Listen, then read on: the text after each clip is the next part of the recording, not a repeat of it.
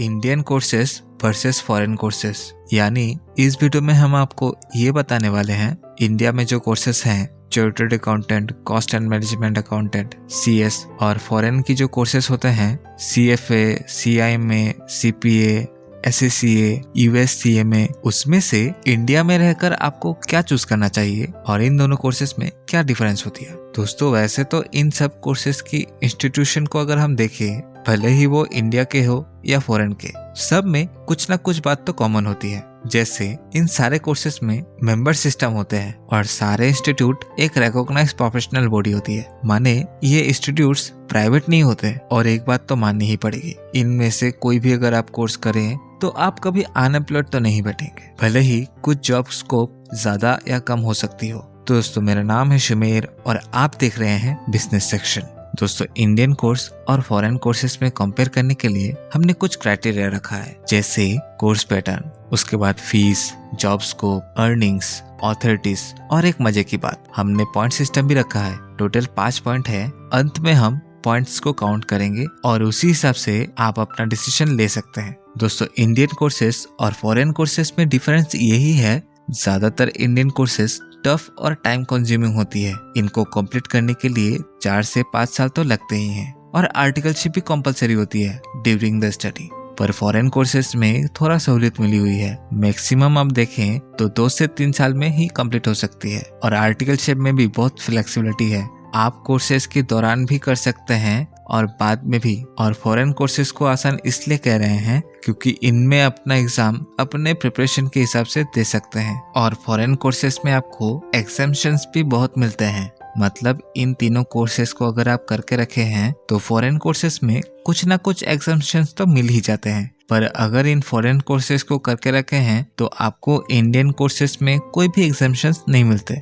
ना ही कोई सब्जेक्ट पे या ट्रेनिंग पे। दोस्तों अगर हम इजी कोर्स और हार्ड कोर्सेज में कंपेयर करें तो फॉरेन कोर्सेज एज कंपेयर ज्यादा इजी होते हैं इंडियन कोर्सेज के तुलना में। इसीलिए फॉरेन कोर्सेज को एक पॉइंट यहाँ पे जरूर देना चाहेंगे। अब देखते हैं फीस। अगर हम फीस को कंपेयर करें तो इंडिया के कोर्सेज के फीस को इंडिया के स्टूडेंट्स के स्टैंडर्ड के हिसाब से रखा गया है। अगर आप कोचिंग को हटा दे तो सिर्फ एग्जाम फीस और रजिस्ट्रेशन फीस को ऐड करके 1 लाख भी नहीं लगते। पर यही चीज अगर आप फॉरेन कोर्सेज में कंपेयर करें तो फीसेस इंटरनेशनल स्टैंडर्ड के हिसाब से रखी होती है, इसीलिए उनके फीस हर समय ज्यादा होती है इंडियन कोर्सेज की तुलना में। और इसीलिए इंडियन फीस के हिसाब से इंडिया के कोर्स ज्यादा अफोर्डेबल है इंडिया के स्टूडेंट्स के लिए और इसीलिए हम इंडियन कोर्सेज को एक पॉइंट यहाँ पे देना चाहेंगे। अगला पॉइंट है जॉब स्कोप। दोस्तों जॉब स्कोप हम क्लियर कर देते हैं। इसमें हम 2 पॉइंट ऑफ व्यू देखने वाले हैं। पहला तो इंडियन मार्केट। इंडिया में चार्टर्ड अकाउंटेंट और कॉस्ट एंड मैनेजमेंट अकाउंटेंट को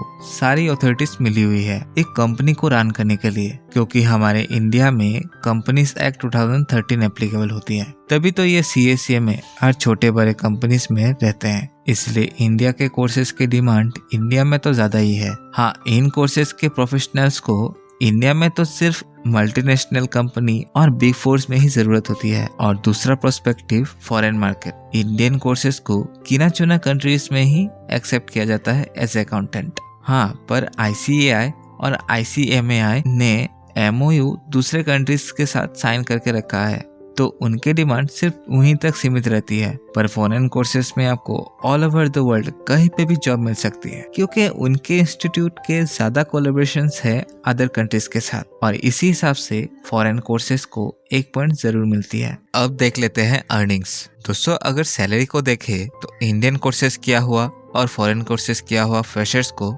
शुरू में सभी का सैलरी सेम रहता है, पर CA/CMA और CS करने वालों को एक्स्ट्रा अपॉर्चुनिटीज मिलती है खुद की फर्म खोलने के लिए। फर्म खोलने का बेनिफिट ये है, आपके पास जितनी क्लाइंट होंगी उतनी ज्यादा आपकी इनकम होती है। पर ये अपॉर्चुनिटीज फॉरेन कोर्सेज वालों के लिए नहीं है, क्योंकि फॉरेन प्रोफेशनल्स इंडिया पे प्रैक्टिस नहीं कर सकते, क्योंकि हमारे इंडियन लॉ अलाउ नहीं करता। तो इसीलिए हम इंडियन कोर्सेज को एक पॉइंट देना चाहेंगे। अगली पॉइंट है अथॉरिटीज। यानी इंडिया के जो कोर्सेज हैं chartered accountancy, cost and management accountant और CS में, और फॉरेन के इन कोर्सेज के पास क्या क्या काम करने की अथॉरिटीज होती है इंडिया में। दोस्तों, इंडिया में किसी भी कंपनी को अपना फाइनेंशियल्स, ऑडिट या लीगल कंप्लायंसेस करनी हो, सारे सीए, सीएमए और सीएस के पास रिजर्व होती है काम करने की राइट्स। पर फॉरेन कोर्सेज को करने के बाद आपको इंडिया में तो सिर्फ जॉब ही करने को मिलेगी। हम आपको डिमोटिवेट नहीं कर रहे हैं, पर रियलिटी यही है, आपको हाई सैलरी पे काम करने को मिलेगा, पर प्रैक्टिसिंग फर्म आप इंडिया पे नहीं खोल सकते, क्योंकि इंडिया में